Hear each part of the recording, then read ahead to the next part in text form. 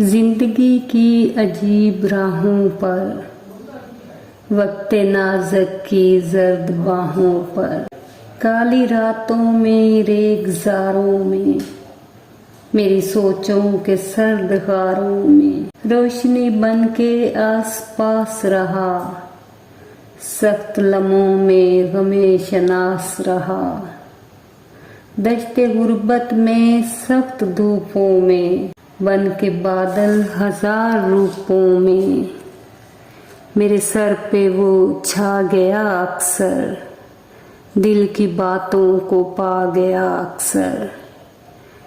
अब वो कहता है छोड़ जाना है, सारे नातों को तोड़ जाना है।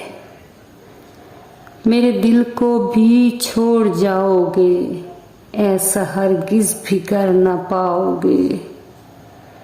जो है लम्हात बट नहीं सकती, जिंदगी यूं तो कट नहीं सकती।